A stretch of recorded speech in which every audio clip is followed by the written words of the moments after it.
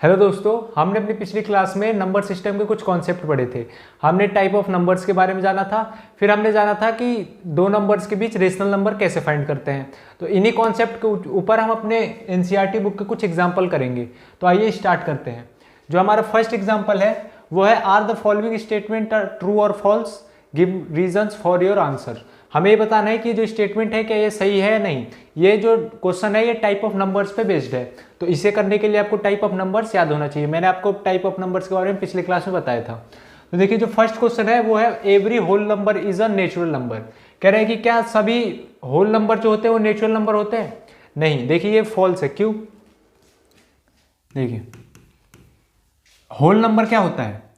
Whole number कहां से start होते हैं? जीरो से स्टार्ट होता है। जीरो भी तो एक होल नंबर होता है। 0 1 2 3, ठीक, ये सब होल नंबर होते हैं। लेकिन नेचुरल नंबर क्या होता है? नेचुरल नंबर 1 से स्टार्ट होता है। ठीक, क्या होता है? नेचुरल नंबर कहां से स्टार्ट होता है? 1 से। तो ये 1 2 3 ये होता है। तो देखिए ये कह रहा है कि every natural number, every whole number is natural number. तो क्या जो जीरो है वो नेचुरल नंबर है? नहीं है। तो लिख देंगे false, because zero is not a natural number. ठीक, क्योंकि जीरो क्या है? जीरो जो है वो नेचुरल नंबर नहीं है, इसलिए ये स्टेटमेंट क्या है? फॉल्स है। ठीक, अब आगे चलते हैं। अब जो हमारे पास अगला है वो है every integer is a rational number. ये लिखा हुआ है कि जो जितने भी इंटीजर्स होते हैं वो रेशनल नंबर होते हैं। तो ये स्टेटमेंट ट्रू है। क्यों? देखिए इंटीजर्स क्या होते हैं? इंटीजर्स जिनमें नेगेटिव वैल्यू, पॉजिटिव वैल्यू और जीरो तीनों, उनको क्या कहते हैं? हम इंटीजर्स। तो इसमें मतलब -1 -2 -3 0 1 2 3 ये सब क्या होते हैं? इंटीजर्स होते हैं, इस टाइप के नंबर्स। ठीक, और रेशनल नंबर क्या होता है? रेशनल नंबर सारे इंटीजर्स को रेशनल नंबर कहते हैं, या जिन्हें हम p बाई क्यू के फॉर्म में लिख सके वो भी क्या होते हैं? Rational number. तो देखिए इसे भी p बाई क्यू के फॉर्म में लिख सकते हैं। ये -1/1 लिखा हुआ है, -2/1 लिखा हुआ है। कहने का मतलब यह है कि जितने भी इंटीजर्स होते हैं वो रेशनल नंबर होते हैं। रेशनल नंबर क्या होता है? जिन्हें हम p बाई क्यू के फॉर्म में लिख सकें, p बाई क्यू के फॉर्म में। और q जो होना चाहिए वो जीरो के बराबर नहीं होना चाहिए। बताया था मैंने आपको कि जो डिनोमिनेटर होता है रेशनल नंबर को जीरो के बराबर नहीं होना चाहिए। तो इसमें सभी प्रकार के नंबर आ जाएंगे, इंटीजर्स के सभी नंबर आ जाएंगे। जैसे इसमें आपका -1 भी आ जाएगा, 2/3 0 1 2 3। तो सारे जितने भी इंटीजर्स होते हैं और जिन्हें हम p बाई क्यू के फॉर्म में लिख सकें वो क्या होते हैं? Rational number. तो ये जो स्टेटमेंट है कि every integer is a rational number, ये क्या है? ट्रू है। तो लिख देंगे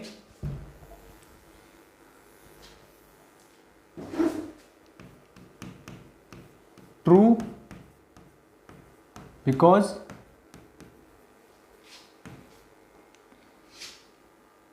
एवरी इंटीजर इज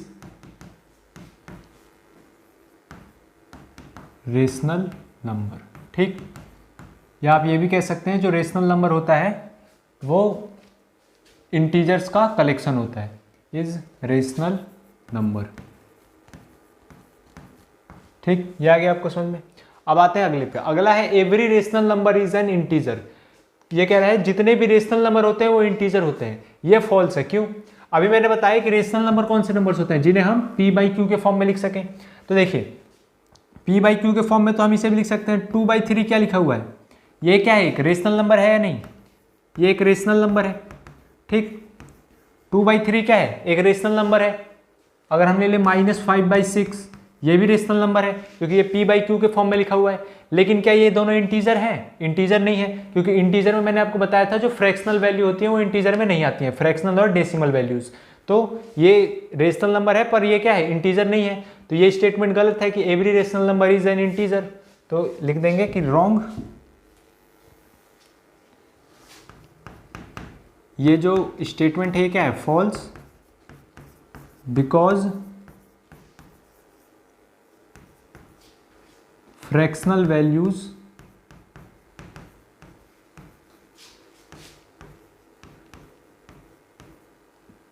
लिख देंगे। फ्रैक्शनल वैल्यूज एग्जाम्पल में आप चाहे तो लिख सकते हैं, such as 2/3 5/6 -3/8 etc etc are not considered as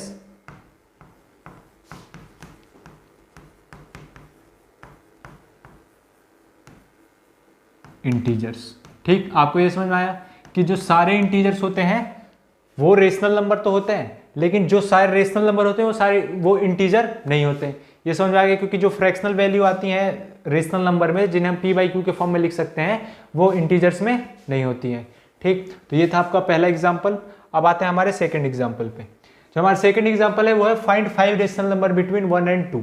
मैंने आपको बताया था कि दो नंबर्स के बीच, मतलब अगर दो नंबर्स के बीच हमें रेशनल नंबर फाइंड करना है तो कैसे करते हैं, और ये भी बताया था कि दो रेशनल नंबर के बीच दो नंबर्स के बीच बहुत सारे रेशनल नंबर होते हैं, infinite number of rational number होते हैं। तो अब देखिए इसको करते हैं। हमारे पास क्या है, हमारे पास दो नंबर्स दिए हुए हैं 1 and 2। ठीक, ये दिया हुआ है, हमें क्या करना है, कितने नंबर फाइंड करने हैं, 5। तो आप क्या कीजिए, 5 + 1, 5 फाइंड करना है, उसमें 1 ऐड किए, कितना आया, 6। तो जो डिनोमिनेटर होना चाहिए इन दोनों का, denominator of 1 and 2 must be 6। तो क्या कीजिए, ये जो 5 + 1 करने पर कितना आया, 6। तो क्या कीजिए आप इस 6 से इनके डिनोमिनेटर और न्यूमरेटर में दोनों में मल्टीप्लाई कर दीजिए। जैसे देखिए 1 है तो 1 × 6/6, ठीक, एंड 2 × 6/6। ठीक, ये आ गया। अब देखिए 6 से ऊपर मल्टीप्लाई किया है, 6 से नीचे मल्टीप्लाई किया है, तो 1 में कोई चेंज तो आएगा नहीं। ये कितना बन गया, ये बन गया 6/6 और ये बन गया 12/6। ठीक, अब भी ये जो नंबर्स हैं इनमें कोई चेंजिंग नहीं आया है। देखिए ये 6/6 1 आएगा, 12/6 कितना आएगा, 2। तो ये नंबर्स को हमने बस एक अलग फॉर्म में लिखा है। ठीक, अब देखिए इनके बीच जो भी नंबर्स आएंगे, इनके डिनोमिनेटर सेम है, अब इनके बीच जो भी नंबर्स आएंगे उनको लिख दीजिए, वही क्या हो जाएगा हमारा आंसर। तो देखिए, so 5 rational numbers are 5 rational numbers are क्या क्या हो जाएगा, देखिए 7/6, 8/6, 9/6, 10/6 और 11/6। ठीक, यह है आपको समझ में। तो ऐसे हम दो नंबर्स के बीच का क्या निकालते हैं, रेशनल नंबर। हमारे पास क्या दिया होता है, दो नंबर्स दिए थे 1 and 2, इनके बीच क्या निकालना था हमें, रेशनल नंबर। तो हमने क्या किया, कितने रेशनल नंबर निकाले थे, 5। तो हमने क्या किया, 5 में एक ऐड कर दिया, कितना आ गया, 6। तो हमें इन दोनों के डिनोमिनेटर क्या बनाना है, 6। तो अगर डिनोमिनेटर को 6 बनाना है तो न्यूमरेटर में भी 6 से मल्टीप्लाई करना पड़ेगा ताकि इनकी वैल्यू चेंज ना हो। तो हमने इसके न्यूमरेटर में और डिनोमिनेटर में 6 से क्या कर दिया, मल्टीप्लाई। अब इसका डिनोमिनेटर कितना हो गया, 6। अब देखिए 6/6 और 12/6, इन दोनों के बीच जितने भी नंबर्स आएंगे वो क्या होंगे, इन दोनों के बीच के रेशनल नंबर। तो इनके बीच के हमने रेशनल नंबर रख दिए 7/6, 8/6, 9/6, 10/6 और 11/6। तो ये था आपका एग्जाम्पल नंबर 2। अब हमारे सारे एग्जाम्पल्स खत्म हो चुके हैं इस सेक्शन के, तो हम अब अगली क्लास में इसके एक्सरसाइज करेंगे। तो मिलते हैं नेक्स्ट क्लास में, धन्यवाद।